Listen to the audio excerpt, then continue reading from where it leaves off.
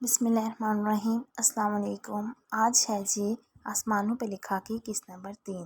میرا مطلب یہ کوک بیسٹ ہے آپ کی بدہضمی کے لیے، ایسا میں نے سنا ہے۔ اونچی آواز میں بولتی مزے سے کندھے اچکائے وہ دوبارہ اپنی کرسی پر آ بیٹھی اور اب تیسری بار بریانی کی پلیٹ میں نکالنے لگی۔ ضبط کرتی سنبل بیگم نے جب ارسلان صاحب کو خود کو تکتے پایا تو ان کی آنکھوں کا اشارہ سمجھ کر کوک کا گلاس لبوں کو لگایا۔ ارے آنٹی آرام سے، اکٹھے اتنا سارا کالا پانی آپ کے دل میرا مطلب آپ کے معدے کے لیے نقصان دہ ثابت ہو سکتا ہے، ذرا آرام سے، اور اگر اور چاہیے ہوا تو مانگ لیجیے گا، شرمندہ ہونے کی ضرورت نہیں۔ ایک ہی جملے میں ان کی طبیعت اچھے سے سیٹ کر چکی تھی۔ دائم، رائمہ اور زین نے نفرت بھری نگاہوں سے اسے دیکھا جو ان کی نظریں اگنور کیے مسکراہٹ دبائے پھر سے کھانے میں مصروف ہو چکی تھی۔ کھانے سے فارغ ہوتے ہی چائے کا دور چلا تھا۔ ارسلان صاحب کو اپنے ایک جاننے والے کی کال آ گئی تھی جو سننے کے لیے وہ باہر لان میں آ گئے تھے۔ چائے کے 2 کپ ٹرے میں سجائے روح نور بھی ان کے پیچھے چلی آئی تھی۔ ارسلان ماموں کی پیٹھ اس کی جانب تھی جبکہ وہ چائے کی ٹرے وہاں موجود ٹیبل پر رکھے وہ انگلیاں چٹکھاتی ان کی کال بند ہونے کا انتظار کرنے لگی۔ کال بند کرتے ہی جیسے ہی ارسلان صاحب مڑے اسے سامنے دیکھ کر چونکے۔ ارے نور، آپ یہاں پر؟ انہوں نے سوال کیا۔ وہ یہ چائے لائی ہوں آپ کے لیے اور اپنے لیے بھی۔ اس نے ٹرے کی جانب اشارہ کیا۔ اوکے، تو ہم اندر جا کر پی لیتے ہیں، ارسلان صاحب نے مشورہ دیا۔ وہ اس کا نروس ہونا محسوس کر چکے تھے۔ کیا ہم یہیں بیٹھ جائیں، کچھ بات کرنی ہے، وہ ہچکچا کر بولی۔ شور، ارسلان صاحب مسکرائے۔ چائے کے گھونٹ بھرتے ارسلان صاحب نے جب اسے دیکھا جو ابھی بھی نروس سی انگلیاں چٹھا رہی تھی۔ چائے ٹھنڈی ہو جائے گی، وہ بولے۔ نور چونکی۔ چائے ٹھنڈی ہو جائے گی بچے، وہ دھیما سا مسکرا کر بولے۔ روح نور نے گہری سانس خارج کی۔ کچھ کہنا یا پوچھنا چاہتی ہوں، انہوں نے جیسے اس کی مشکل آسان کر دی۔ آپ ایسے کیوں ہیں؟ روح نور نے حیرت سے سوال کیا۔ کیسا ہوں؟ حیرت سے انہوں نے ابرو اچکائے۔ اتنے نرم مزاج، کول مائنڈ اور اتنے اچھے۔ روح نور کی تعریف پر وہ کھل کر ہنسے۔ کیوں، تمہیں اچھا نہیں لگا؟ انہوں نے شرارت سے پوچھا۔ ایسا نہیں ہے، سر جھکائے وہ مسکرائی۔ آپ جانتے ہیں یہاں آنے سے پہلے میں نے خود کو تیار کر لیا تھا ان طرح نظروں، باتوں اور معنی خیز جملوں کے لیے۔ اگر مجھے کسی کی باتوں یا نظروں سے ڈر محسوس ہو رہا تھا تو وہ صرف آپ تھے، کیونکہ زیادتی آپ کے ساتھ ہوئی۔ باقی لوگوں کی پرواہ نہیں مجھے، آپ کی ہے۔ وہ رک رک کر بولتی اپنا جملہ مکمل کر چکی تھی۔ اچھا، اور اب کیا ڈر نہیں لگا مجھ سے؟ ارسلان صاحب نے ابرو اچکائے اور مسکرا کر پوچھا۔ نہیں، اس نے مسکرا کر سر نفی میں ہلایا۔ کیوں بھئی؟ ماتھے پر مصنوعی بل ڈالے انہوں نے سوال کیا۔ کیونکہ آپ بہت اچھے ہیں۔ یہاں اتنے منافقوں میں آپ سجاول ماموں کے بعد وہ دوسرے انسان ہیں جو منافق نہیں۔ اس کے بولنے پر ارسلان صاحب کھل کر مسکرائے۔ اللہ تمہاری تمام مشکلات آسان کرے۔ اور ایک بات بولوں بیٹا، معاف کرنا سیکھو، اللہ معاف کرنے والوں کو پسند کرتا ہے، وہ اسے سمجھاتے ہوئے بولے۔ کیا آپ نے معاف کر دیا؟ روح نور نے ابرو اچکائے سوال پوچھا۔ ارسلان صاحب نے گہری سانس خارج کی۔ کوشش کر رہا ہوں، وہ دھیما سا مسکرا کر بولے۔ دعا کیجیے کہ میں بھی کر سکوں، کیونکہ آپ کے جتنی ہمت مجھ میں نہیں، مسکرا کر بولتی وہ اپنی ٹھنڈی چائے کا کپ اٹھائے اندر چلی گئی تھی۔ ارسلان صاحب نے پرسوچ نگاہوں سے اس کی پیٹھ کو گھورا تھا۔ سر جھٹکے وہ اپنی ٹھنڈی چائے کی جانب متوجہ ہو گئے تھے۔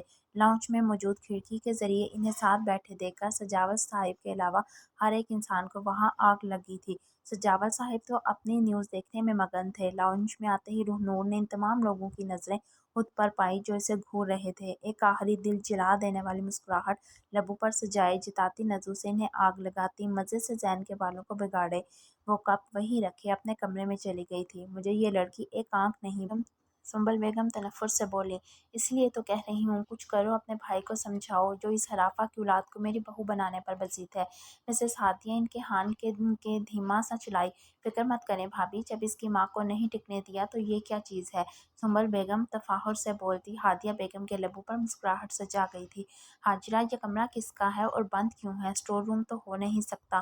وہاں موجود نوکرانی سے پوچھتی۔ وہ خود سے بولی۔ صبح فجر کی نماز ادا کرنے کے بعد وہ لان میں ٹہلنے آ گئی تھی، مگر اب دن کے 6 بج چکے تھے اور کوئی بھی نہیں جاگا تھا، اس لیے اس نے پورے گھر کا جائزہ لیا تھا۔ اب وہ ایک بند کمرے کے آگے کھڑی تھی جسے دیکھنے کو وہ بہت بے تاب تھی۔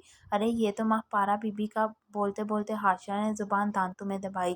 جاؤ گھر کی چابیاں لاؤ، اس نے حاجرہ کو حکم دیا۔ وہ جی، وہ تو ہادیہ بیگم کے پاس ہوتی ہیں۔ حاجرہ ہاتھ مسلتے منمنائی۔ تو ہیرے کو حاصل کرنے کے لیے شیر کی کچھال میں گھسنا پڑے گا، مزہ آئے گا۔ اس کے ہونٹوں پر مسکراہٹ دوڑ آئی جبکہ آنکھیں چمک اٹھی تھی۔ ناشتے کی ٹیبل پر موجود تمام لوگ اپنے ناشتے میں مصروف تھے۔ جب فریش سی شاور لیے وہ مسکرا کر وہاں آئی۔ السلام علیکم ایوری ون، مسکرا کر وہ دھپ سے دائم کے ساتھ والی کرسی پر بیٹھ گئی تھی جس نے کاٹتا نگاہوں سے اسے گھورا تھا، مگر یہاں پرواہ ہی کسے تھی۔ وعلیکم السلام، کیا بات ہے، بہت خوش نظر آ رہی ہو، کیا کوئی خزانہ ہاتھ لگ گیا ہے؟ مسز ہادیہ بگڑے تیور لیے منہ بنائے بولی۔ ایسا ہی کچھ سمجھ لیں۔ وہ ہنس دی۔ سجاول ماموں، اس نے سجاول صاحب کو متوجہ کیا۔ جی، وہ اس کی جانب متوجہ ہوئے۔ وہ مجھے نا گھر کی چابیاں چاہیے۔ اس کی فرمائش پر مسز ہادیہ اور رائمہ کی آنکھیں ابل پڑی۔ امی، اس نے تو آتے ہی گھر کی چابیاں مانگ لی، کل کو کہیں گھر ہی نہ مانگ لے۔ رائمہ کی منمناہٹ پر مسز ہادیہ نے اسے گھورا۔ خیریت؟ سجاول صاحب نے حیرانگی سے سوال کیا۔ جی خیریت ہی سمجھ لیں، وہ دراصل مجھے ماما کا کمرہ کھلوانا ہے۔ اتنے سالوں سے وہ کمرہ کسی کے استعمال میں نہیں رہا ہوگا نا، تو اب وہ مجھے چاہیے۔ ویسے بھی اس کمرے کی اصل مالکن جب آ چکی ہے تو اسے بند کرنے کی وجہ۔ اس کی بات پر سجاول صاحب مسکرا دیے۔ بھئی ہادیہ بچی کو چابیاں لا کر دو۔ سجاول صاحب ہادیہ بیگم سے بولے۔ ابھی؟ انہوں نے ہچکچا کر پوچھا۔ ابھی سے کیا مراد ہوئی؟ سجاول صاحب نے ابرو چکائے پوچھا۔ نہیں، وہ میرا مطلب ناشتے کے بعد۔ ناشتہ میں کر چکی ہوں آنٹی، آپ چابیاں لا دیں، مجھے کمرہ سیٹ کرنا ہے۔ اس کے بعد دائم کے ساتھ بھی تو جانا ہے یونی ایڈمیشن کے لیے۔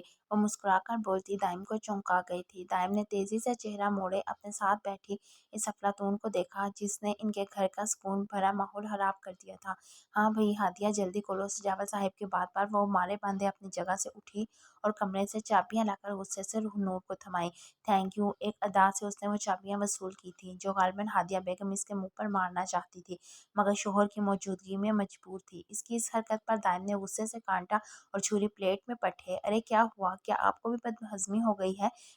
کالا پانی لاؤں؟ معصومیت سے آنکھیں پٹپٹاتے وہ دائم سجاول کا غصہ سوا نیزے پر پہنچا چکی تھی۔ سجاول صاحب تو مذاق سمجھتے ہنس دیے جبکہ باقی تینوں اسے نزول سے ہی قتل کرنے میں مصروف تھے۔ اپنی حد میں رہو۔ اس کے کان میں قریب جھکتا وہ سر لہجے میں بولا۔ ابھی میں نے حد پار ہی کہاں کی ہے؟ اس کو جواب دیتی وہ مسکرا کر اپنی جگہ سے اٹھی اور چابیاں ہوا میں اچھالے وہ ماہپارہ کے کمرے کی جانب بڑھ گئی تھی۔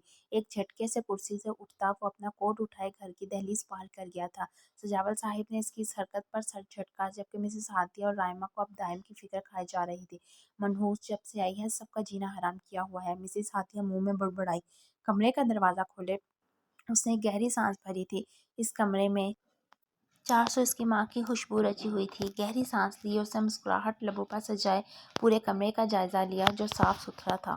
چلو مامی کسی کام کی تو نکلی۔ صاف ستھرے کمرے کو دیکھ کر وہ خود سے بولی۔ دوسرے کمرے سے اپنے بیگز اٹھائے وہ ماہپارہ کے کمرے میں لے آئی اور تمام چیزوں کو سیٹ کرنے لگ گئی۔ تمام کمرہ سیٹ کرنے کے بعد اس نے ایک بار پھر سے مسکرا کر پورے کمرے کا جائزہ لیا تھا۔ یہ وہی کمرہ ہے جہاں سے ماہپارہ کی کہانی شروع ہوئی تھی اور اب اسی کمرے سے شروع ہوگی روح نور کی کہانی۔ خود سے بڑبڑاتی وہ دوبارہ شاور لینے واش روم میں چلی گئی تھی۔ ارے ارسلان ماموں، رائمہ جو مزے سے ٹی وی دیکھتی کھیرے کھانے میں مصروف تھی ارسلان صاحب کو گھر میں آتے دیکھ کر چونکی۔ السلام علیکم۔ دھیمی شفقت زدہ مسکراہٹ لیے وہ رائمہ کی جانب بڑھے اور محبت سے اس کا سر تھپتھپایا۔ وعلیکم السلام ماموں، آپ بیٹھے، میں بس ابھی ماما کو بلا کر لائی۔ رائمہ پیروں میں چپڑ اڑستی فوراً صوفہ سے اٹھ کھڑی ہوئی۔ ارے نہیں بھائی، میں تو صرف دائم سے ایک ضروری فائل لینے آیا تھا۔ کہاں ہے وہ؟ میری کال بھی ریسیو نہیں کی، ارسلان صاحب نے صوفہ پر بیٹھتے پوچھا۔ ماموں بھائی تو یونی گئے ہیں، آج سب ٹیچرز کی میٹنگ تھی، شاید اسی لیے آپ کی کال نہ ریسیو کی ہو، شاید ابھی بھی میٹنگ میں ہوں گے۔ رائمہ کے جواب پر ارسلان صاحب سر اس بات میں ہلایا۔ اچھا آپ سکون سے بیٹھے، میں آپ کے لیے گرما گرم چائے بنا کر لاتی ہوں اور ماما کو بھی بلاتی ہوں۔ رائمہ جھٹ سے بولی۔ ارسلان صاحب مسکرا دیے۔ نہیں بھائی، ابھی تو میں لیٹ ہو رہا ہوں، چائے پھر کبھی، پر ادھار رہی۔ ابھی تم ایسا کرو، مجھے دائم کے روم سے فائل لا دو۔ انہوں نے رائمہ کو سہولت سے انکار کیا۔ فائل کا تو مجھے کوئی آئیڈیا نہیں ماموں، رائمہ کان کھجاتے بولی۔ کوئی بات نہیں، میں لے آتا ہوں۔ ارسلان ماموں مسکرا کر صوفہ سے اٹھے اور سیڑھیاں چڑھتے دائم کے کمرے کی جانب بڑھے۔ رائمہ کندھے اچکاتی دوبارہ سے ڈرامہ کی جانب متوجہ ہو گئی تھی اور صوفہ پر بیٹھی باقی کے کھیروں سے انصاف کرنے لگ گئی تھی۔ دائم کے کمرے کی جانب جاتے ارسلان ماموں کے قدم ٹھٹکے تھے۔ نظریں سامنے والے کمرے پر جا رکی جس کا دروازہ آج 20 سال بعد انہوں نے کھلا پایا تھا۔ ان کے قدم اپنے آپ ہی اس کمرے کی جانب بڑھے۔ کمرے میں داخل ہوتے ہی ایک مانوس سی خوشبو ان کے نتنوں سے ٹکرائی۔ آنکھیں بند کیے انہوں نے گہری سانس لی تھی۔ ماہپارہ، اس کی خوشبو آج بھی اس کمرے میں موجود تھی۔ ہر شے اپنی جگہ پر موجود تھی۔ ان کے قدم خود بخود وہاں موجود اسٹڈی ٹیبل کی جانب بڑھے، جہاں استاد نصرت فتح علی خان کے گانوں کی کلیکشن کے ساتھ ساتھ راحت فتح علی خان کے گانوں کی کلیکشن بھی موجود تھی۔ انہوں نے اس چھوٹے سے ریڈیو میں راحت فتح علی خان کا گانا دل لگی چلایا۔ پورے کمرے میں نظریں دوڑائے، وہ ماضی کی یادوں میں کھو چکے تھے۔ آپ یہاں کیا کر رہے ہیں؟ رسالے کا مطالعہ کرتی ماہپارہ اپنے سامنے کھڑے لبوں پر مسکراہٹ سجائے ارسلان کو دیکھ کر چونکی اور جلدی سے بیڈ سے اترے۔ اپنا دوپٹہ ٹھیک کیا تھا۔ اس کی اس صدا پر ارسلان کا دل زور سے دھڑکا تھا۔ میں تو بس اپنی نئی کزن سے تھوڑی سی بات چیت کرنے آیا ہوں، کیا تمہیں برا لگا؟ اسٹڈی ٹیبل کی کرسی گھسیٹتے ارسلان وہاں براجمان ہو چکا تھا اور اب غور سے ماہپارہ کے گانوں کی کلیکشن دیکھنے لگ گیا، جس میں زیادہ تر استاد نصرت فتح علی خان کے گانے موجود تھے۔ آپ کو یہاں نہیں آنا چاہیے تھا، انگلیاں چٹکاتی ماہپارہ اٹک اٹک کر بولی۔ کیوں؟ ارسلان نے چونک کر سوال کیا۔ ویسے ذوق کمال کا ہے تمہارا، وہ نصرت فتح علی خان کا دل لگی گانا چلاتے ہوئے بولا۔ دیکھیے آپ پلیز یہاں سے جائیے، گھر پر کوئی بھی نہیں ہے، اچھا نہیں لگتا۔ ماہپارہ سر جھٹک کر آواز میں تھوڑی سختی پیدا کرتے ہوئے بولی۔ ماہپارہ کی بات پر ارسلان کھل کر مسکرا دیا۔ چلا جاتا ہوں مگر واپس ضرور آؤں گا، ایک بہت قیمتی چیز ہے میری یہاں، جو چاہیے مجھے، وہ مسکرا کر بولتا ماہپارہ کے کمرے کے دروازے کی جانب بڑھا۔ کون سی قیمتی چیز؟ ماہپارہ نے چونک کر سوال کیا۔ تم، ایک حرفی جواب ماہپارہ کے گال دہکا گیا تھا، شرم سے وہ سر جھکا گئی، جبکہ ارسلان نصرت فتح علی خان کے بول گنگناتا وہاں سے جا چکا تھا۔ ماضی کی یادوں سے نکلتے ارسلان ماموں نے دوبارہ ایک گہری سانس بھری تھی اور سر جھٹکے اس کمرے سے باہر نکلتے دائم کے کمرے کی جانب بڑھ گئے تھے۔ ارسلان ماموں کے جاتے ہی روح نور واش روم سے نکلی تھی۔ کیا کوئی آیا تھا؟ وہ خود سے بڑبڑائی اور پھر کندھے اچکائے ڈریسنگ مرر کے سامنے آ کھڑی ہوئی۔ یہ میں نے کب چلایا؟ گانے کی آواز پر وہ چونک کر ٹیپ کے سامنے آ کھڑی ہوئی اور پھر گانا بند کر دیا۔ ارسلان ماموں دائم کے روم سے فائل لیے جا چکے تھے جب وہ مزے سے سیڑھیاں اترتی نیچے آئی، جہاں رائمہ نے اسے دیکھ کر ہی منہ بنا لیا تھا۔ دائم کہاں ہے؟ روح نور کے سوال پر رائمہ نے آنکھیں چھوٹی کیے اسے گھورا۔ یہ دائم کیا ہوتا ہے؟ دائم بھائی بولو، کم از کم 12-13 سال بڑے ہیں وہ تم سے عمر میں، رائمہ چیخ کر بولی۔ میں نے تم سے میری اصلاح کرنے کو کہا، جتنا پوچھا ہے جواب بھی اتنا دیا کرو، زیادہ ماں بننے کی ضرورت نہیں، روح نور سر جھٹکتے بولی۔ اوہ، تم خود کو سمجھتی کیا ہو؟ رائمہ نے ریموٹ صوفہ پر پٹھا اور اس کے سامنے آ کھڑی ہوئی۔ انسان، روح نور ایک حرفی جواب دیے مزے سے اپنے پونی کو جھٹکے کچن میں چلی گئی تھی، جبکہ اس کے اس جواب پر رائمہ مزید تلملا گئی تھی، مگر آج اسے روح نور کو چھوڑنا نہیں تھا، اس کی عقل ٹھکانے لگا کر رہنی تھی۔ تم نے ہم سب کو سمجھ کیا رکھا ہے؟ تمیز سے بات کیا کرو مجھ سے، بھول گئی کس کی بیٹی ہو تم؟ اس عورت کی جو رات کے اندھیرے میں اپنے گھر والوں کے منہ پر کالک ملتی اس گھر سے بھاگ چکی تھی اپنے کسی آشنا کے ساتھ۔ رائمہ اس کے سر پر کھڑی چلائی، جو مزے سے چیز سینڈوچ بنانے میں مگن تھی، یوں جیسے اس نے کچھ سنا ہی نہ ہو۔ میں تم سے بات کر رہی ہوں۔ رائمہ نے ایک جھٹکے سے اس کا رخ اپنی جانب کیا، جب ہاتھ میں موجود تیز چھری روح نور نے اس کے گردن پر رکھ دی۔ اس رفتار پر رائمہ کا اوپر کا سانس اوپر اور نیچے کا نیچے رہ گیا تھا۔ یہ کیا کر رہی ہو تم؟ رائمہ ہکلائی، خوف سے اس کا چہرہ زرد پڑ گیا تھا۔ ابھی باہر کیا سمجھایا تھا تمہیں؟ ہاں، زبان صرف اتنی چلاؤ جتنی ضرورت ہو، میری ماں بننے کی ضرورت نہیں، مگر نہیں، اوپر والے حصے میں تو بھوسا بھرا ہوا ہے نا، جو سمجھ میں نہیں آئی میری بات؟ تو مائی ڈیئر کزن، اگلی بار زبان کا استعمال سوچ سمجھ کر کرنا، ورنہ کاٹ ڈالوں گی۔ اسپاٹ لہجے میں رائمہ کو دھمکاتے اس نے ایک جھٹکے سے چھری اور شیلف پر پٹھی اور مسکرا کر چیز سینڈوچ اٹھائے اپنے کمرے کی جانب چلی گئی۔ رائمہ نے اپنی گردن کو دونوں ہاتھوں سے چھوا اور خود کو ٹھیک پا کر گہری پرسکون سانس خارج کی۔ تمہیں تو میں چھوڑوں گی نہیں۔ روح نور کی پشت کو وسیلی نگاہوں سے دیکھتی وہ خود سے بولی۔ ہیرا، ہیرا کہاں ہو تم؟ اونچی آواز میں دھاڑتا وہ گھر میں داخل ہوا تھا۔ اس کی یہ دھاڑ کچن میں موجود سلمیٰ بیگم کے ساتھ ساتھ اپنے کمرے میں موجود ہیرا کا دل بھی زور سے دھڑکا گئی تھی۔ جلدی سے دوپٹہ سر پر اوڑھے وہ فوراً کمرے سے باہر نکلتی اس کے سامنے آ کھڑی ہوئی تھی۔ جی بھائی، خوف اور ڈر سے اس کی زبان کانپ گئی تھی۔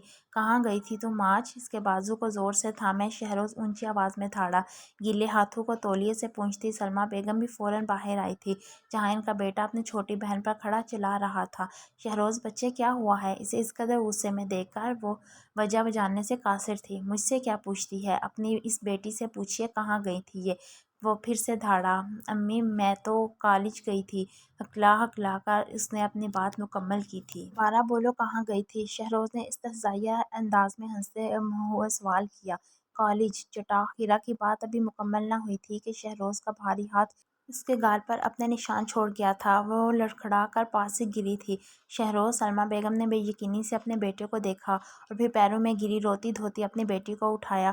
یہ کیا حرکت ہے؟ بتا تو رہی ہے وہ کالج گئی تھی۔ پھر اس تماشے کی وجہ انہوں نے اونچی آواز میں سوال کیا تھا۔ کیونکہ کالج نہیں گئی تھی آپ کی یہ بیٹی، کالج کے نام پر اپنی دوست کے بھائی کے ساتھ ڈیٹ منا رہی تھی۔ رنگ رلیاں مناتے دیکھا ہے میری دوست نے اپنی آنکھوں سے اسے، اور یہ رہا ثبوت۔ اس نے کچھ تصویریں اپنی ماں کی جانب اچھالیں۔ ہیرا کے چہرے کا رنگ سفید پڑ چکا تھا، جبکہ سلمیٰ بیگم نے حیرت سے اپنی بیٹی کو دیکھا تھا، جس کے چہرے پر موجود خوف اور ڈر اس بات کی نشاندہی کرنے کو کافی تھا کہ ان کا بیٹا جھوٹ نہیں بول رہا۔ ہیرا، ان کی آواز میں بے یقینی ہی بے یقینی تھی۔ شہروز نے افسوس سے سر نفی میں ہلایا۔ آئندہ کے بعد یہ لڑکی اس گھر سے قدم باہر نہیں نکالے گی۔ بس بہت ہو گئی پڑھائی، اس کے لیے کوئی بھی رشتہ ڈھونڈیں اور شادی کریں اس کی۔ شہروز نے جھٹ فیصلہ سنایا۔ آپ کون ہوتے ہیں میری زندگی کا فیصلہ لینے والے؟ شادی والی بات پر ہیرا تڑپ کر بولی۔ میں کون ہوں؟ شہروز نے استہزائیہ انداز میں ہنستے ہوئے اپنی جانب اشارہ کیا۔ صرف 15 دن امی، 15 دن دے رہا ہوں آپ کو، اس کا رشتہ ڈھونڈے اور چلتا کرے اسے اس گھر سے۔ ہیرا کی آنکھوں میں اپنی سرخ آنکھیں گاڑے وہ سلمیٰ بیگم کو آرڈر دیتا بولا، میں حاشر کے علاوہ کسی سے بھی شادی نہیں کروں گی، سنا آپ نے؟ اور اگر کسی نے میرے ساتھ زبردستی کرنے کی کوشش کی تو گھر سے بھاگ جاؤں گی۔ ہیرا غصے سے چلائی۔ اس کی اس قدر بغاوت پر شہروز اسے مار دینے کے در پر تھا۔ جب سلمیٰ بیگم نے آگے بڑھ کر اسے کچھ بھی کرنے سے روکا، جبکہ ہیرا نے ڈر کر 2-3 قدم پیچھے لیے۔ صرف 15 دن امی، صرف 15 دن۔ وہ ہیرا کو گھورتا راستے میں موجود کرسی کو ٹھوکر مارتا وہاں سے جا چکا تھا۔ سلمیٰ بیگم نے افسوس اور دکھ سے اپنی بیٹی کو دیکھا، جس کی آنکھوں میں ایک پل کو شرمندگی کا عنصر ابھرا تھا، مگر ساتھ ہی بغاوت نے سر اٹھا لیا تھا۔ سر نفی میں ہلائے سلمیٰ بیگم نے اپنی اس خود سر بیٹی کو دیکھا تھا، جس نے اپنے جانثار کر دینے والے بھائی کا مان بری طرح سے کچل دیا تھا، صرف ایک جملے سے۔ رات کے کھانے پر سجاوٹ صاحب نے ایک عجیب سی خاموشی محسوس کی تھی۔ دائم تو ویسے ہی کھانے کے ٹائم زیادہ کسی سے بات نہیں کرتا تھا، مگر آج رائمہ اور ہادیہ بیگم بھی کچھ زیادہ ہی خاموش تھیں۔ ان دونوں ماں بیٹی کے نقوش اس وقت سخت تنے ہوئے تھے۔ اپنے ساتھ ہوئے ظلم کو رائمہ نے ہادیہ بیگم کو خاصا بڑھا چڑھا کر سنایا تھا، جس پر ان کا دل چاہا کہ وہ وہی چھری وہ اس لڑکی کی گردن پر پھیر دے۔ آنکھوں میں نفرت لیے وہ اسے ہی گھورے جا رہی تھی، جس نے پانی کا گلاس اٹھاتے ایک مسکراتی مگر جتاتی نظروں سے انہیں دیکھا تھا۔ ہادیہ بیگم کا بلڈ پریشر ایک بار پھر بڑھنے کو تھا۔ اس لڑکی کا پرسکون چہرہ ہی انہیں آگ لگا دیتا تھا۔ کیا بات ہے بھئی، سب اتنے خاموش کیوں ہیں؟ سجاوٹ صاحب نے گلا کھنکارتے ہوئے سوال کیا۔ اس سے پہلے کہ رائمہ انہیں کچھ بتاتی، ہادیہ بیگم نے اس کا ہاتھ دبایا اور سر ہلکے سے نفی میں ہلایا۔ کیا ہوا رائمہ بیٹا، کچھ کہنا چاہتی ہو؟ سجاوٹ صاحب، جن کا دھیان اسی کی جانب تھا، اسے منہ کھولتے اور پھر بند کرتے دیکھ چکے تھے۔ نو ڈیڈ، سر نفی میں ہلایا۔ اس نے اپنی ماں کو دیکھا، جنہوں نے اسے چپ رہنے کا اشارہ کیا تھا۔ یہ لڑکی کچھ زیادہ ہی تیز تھی۔ اگر رائمہ سجاوٹ صاحب کو بھی کچھ بتاتی تو ضرور یہ لڑکی کوئی نہ کوئی من گھڑت کہانی بنا کر انہیں رام کر دیتی اور ووٹ اپنے حصے میں لے آتی۔ اس لیے انہوں نے فیصلہ کیا تھا کہ وہ کھانے کے بعد کمرے میں سجاوٹ سے بات کرے گی۔ آپ بتائیں روح نور بچے، ایڈمیشن کروا لیا آپ نے؟ سجاوٹ صاحب کے پوچھتے ہی اس کے لبوں پر مسکراہٹ دوڑ گئی، جبکہ دائم نے پانی کا گلاس لبوں کو لگا لیا تھا۔ نہیں، معصوم چہرہ بنائے سر نفی میں ہلائے وہ دھیمے لہجے میں بولی۔ مگر کیوں، آپ کو تو آج یونہی جانا تھا دائم کے ساتھ؟ پوچھتے ہی انہوں نے دائم کو دیکھا، جو ان سب باتوں سے لاتعلق سا بنا بیٹھا تھا۔ جانا تو تھا، مگر جب میں چینج کر کے نیچے آئی تو وہاں کوئی بھی موجود نہیں تھا۔ رائمہ آپی سے پوچھا، مگر انہوں نے بھی کچھ نہیں بتایا۔ شاید انہیں میرا پوچھنا اچھا نہیں لگا۔ دھیمے لفظوں میں بولتی وہ رائمہ اور ہادیہ بیگم دونوں کا خون خشک کر گئی تھی۔ رائمہ تو اس کے خود کو آپی کہنے پر غش کھا کر بے ہوش ہونے کو تھی۔ سجاوٹ صاحب ڈنر چھوڑے اب آنکھیں چھوٹی کیے اپنی تمام فیملی کو گھور رہے تھے، جبکہ روح نور اپنا کام کر کے پرسکون تھی۔ آگ لگانی تھی سو وہ لگ چکی تھی، اب اس میں کون کون جلتا ہے اس کی اسے پرواہ نہ تھی۔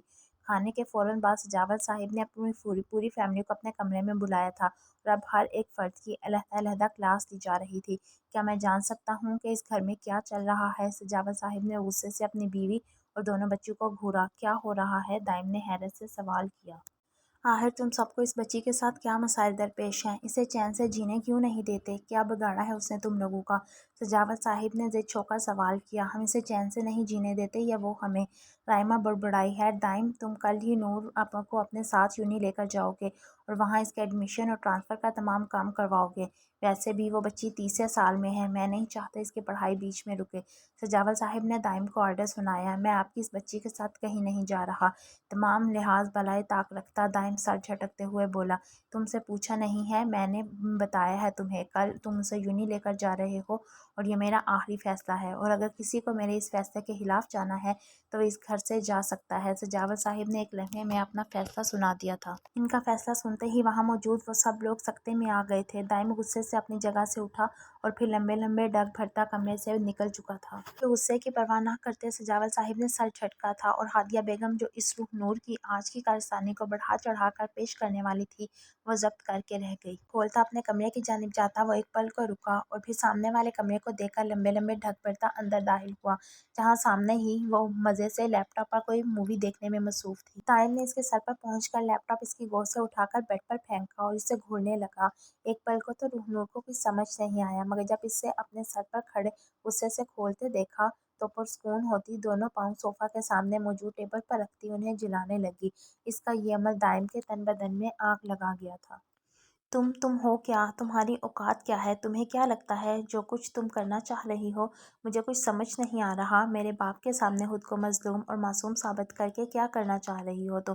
اسے بازو سے کھینچے اپنے سامنے کیے دائم غصے سے بولا۔ روح نور کے اطمینان میں کوئی کمی نہیں آئی تھی۔ بازو چھوڑو میرا، وہ پرسکون لہجے میں بولی۔ دائم کی گرفت اس کے بازو پر مزید سخت ہو گئی تھی۔ ایک بات میری یاد رکھنا، میں تمہارا اس گھر میں رہنا محال کر دوں گا، تمہاری زندگی جہنم سے بھی بدتر بنا دوں گا، وہ حال کروں گا تمہارا کہ موت کے لیے تڑپو گی تم، وہ چبا چبا کر بولا۔ روح نور نے اس کے جملے پر بمشکل اپنا قہقہا دبایا تھا۔ اچھا، کیا کر لیں گے آپ؟ کوئی اسٹار پلس کا تھرڈ کلاس ڈرامہ چل رہا ہے یہاں پر جو آپ آئیں گے، مجھے ڈرائیں گے اور میں معصوم بیچاری ہیروئن کی طرح روتی دھوتی آپ کے آگے گڑ گڑاؤں گی؟ آپ ہیں کون اور مجھے دھمکانے والے ہوتے کون ہیں آپ؟ ذرا ہوش کی دنیا میں آئیے دائم صاحب، یہ 21ویں صدی ہے اور میں اس صدی کی لڑکی ہوں۔ اپنا بازو اس کی گرفت سے آزاد کرواتے روح نور پر اسپاٹ لہجے میں بولی۔ تمہیں تمہاری اوقات نہ دکھا دی نا تو میرا نام بھی دائم سجاول نہیں، پورے زمانے میں رسوا اور بدنام کروں گا میں تمہیں۔ اس کے قریب جھکتا وہ سر لہجے میں کرایا۔ میری اوقات کیا ہے یہ میں خود آپ کو دکھاؤں گی، فکر مت کریں۔ اور جہاں تک رہی بات رسوائی اور بدنامی کی، تو دیکھتے ہیں کس کے حصے میں رسوائی آتی ہے اور کس کے حصے میں بدنامی۔ وہ مسکرا کر بولتی دائم کو ایک بار پھر تیش دل آ گئی تھی۔ غصے سے مٹھیاں بھینجتا وہ ایک آخری سرد نگاہ سامنے کھڑے وجود پر ڈالے ڈروازہ دھاڑ سے بند کرتا وہاں سے چلا گیا تھا۔ واللہ مائی اینگر برڈ، اس کے غصے کو دیکھتے روح نور مسکرا کر بولی تھی۔ کیا میں اندر آ سکتا ہوں؟ تقریباً رات کے 10 بجے سجاول صاحب نے اس کے کمرے کا دروازہ کھٹکھٹایا تھا۔ ارے ماموں آئیے نا، روح نور مسکرا کر خوش دلی سے بولی۔ کمرے میں داخل ہوتے ہی سجاول صاحب نے چاروں اور نگاہیں دوڑائیں۔ یہ کمرہ ابھی بھی بالکل ویسا ہی ہے جیسا 20-22 سال پہلے ہوا کرتا تھا۔ وہ ہر ایک چیز پر نگاہ دوڑائے مسکرا کر بولے۔ جب ان کی نظر ایک چھوٹی سی ٹیپ پر اور ساتھ موجود کیسٹ پر گئی، ان کیسٹس کو دیکھ کر وہ مسکرا دیے۔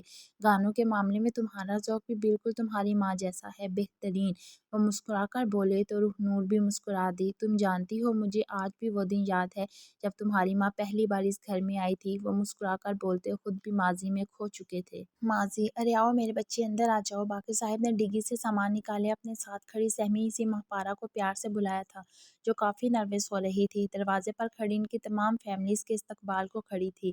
10 سالہ دائم اپنی ماں ہادیہ کی انگلی تھامے غور سے اس لڑکی کو دیکھ رہا تھا جو جھجک کر اندر داخل ہوئی تھی، جبکہ 1 سال کی رائمہ اپنے پھپھو سنبل کے کندھے سے لگی سوئی ہوئی تھی۔ السلام علیکم بابا، سجاول ان کے بڑے اور اکلوتے بھائی نے فوراً آگے بڑھ کر سامان پکڑا تھا اور ایک نظر مہپارہ پر کو دیکھ کر مسکرایا تھا۔ کھلی شلوار قمیض کے ساتھ گلے میں اسکارف کی طرح دوپٹہ لیے وہ اپنی بھوری آنکھوں میں جھجک لیے ان سب کو دیکھ رہی تھی جو اسے دیکھ کر مسکرا رہے تھے۔ مہپارہ کے ابو اور باقر چچا دونوں چچا زاد بھائی تھے۔ مہپارہ کی امی ایک ایکسیڈنٹ میں مر گئی تھی، جبکہ اس کی ایکسیڈنٹ میں اس کے والد چلنے سے قاصر ہو گئے تھے اور اب 2 دن پہلے وہ بھی اس دنیا سے چلے گئے تھے۔ ایسے میں باقر چچا اس کے سر پر شفقت بھرا ہاتھ رکھے اسے اپنے ساتھ اپنے گھر لے آئے تھے۔ حالانکہ ان کی زوجہ کو ایسے ایک جوان جہان لڑکی کا یوں گھر آ کر رہنا اچھا نہیں لگا تھا، مگر لوگوں کا منہ بند کروانا بھی ضروری تھا۔ مہپارہ ان سے ملو، یہ ہے میری بیٹی سنبل اور میری بہو ہادیہ۔ باقر صاحب نے اس کا تعارف کروایا تھا۔ السلام علیکم، مہپارہ نے جھجکتے ہادیہ کو سلام کیا تھا جو اس کی معصومیت اور جھجک پر مسکرا دی تھی۔ ہادیہ کی جسمات کو دیکھ کر اسے سمجھنے میں دیر نہیں لگی تھی کہ وہ ماں بننے والی تھی۔ یہ لڑکی انہیں پہلی ہی نظر میں بہت اچھی لگی تھی۔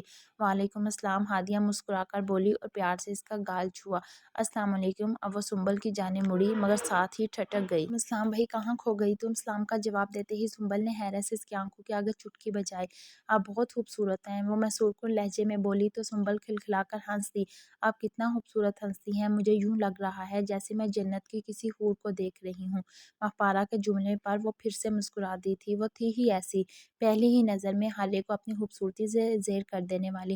گورا شفاف رنگ، ہری آنکھیں، ستوا ناک، تیکھے نینک، یوں جیسے خدا نے بہت سکون سے اپنا یہ شاہکار بنایا ہو۔ اور تم بہت خوبصورت بولتی ہو۔ سنبل نے ماہپارہ کی تھوڑی کو سہلایا جس پر اس کے گال دہک اٹھے۔ ماما یہ کون ہے؟ دائم نے ہادیہ کا رخ اپنی جانب کیا۔ یہ آپ کی چھوٹی پھوپھو ہے، ماہپارہ پھوپھو، ہادیہ بیگم مسکرا کر بولی۔ ایک بار پھر ماہپارہ کی جانب دیکھا جو اسے دیکھ کر مسکرائی تھی۔ بھئی ملنا ملانا تو بہت ہو گیا، تم لوگ کی ماں کدھر ہے؟ باقر صاحب نے ان دونوں سے سوال کیا جبکہ سجاول بھی کمرے میں سامان رکھ کر واپس آ چکے تھے۔ وہ امی نماز پڑھ رہی ہیں بابا، سنبل نے فوراً جواب دیا۔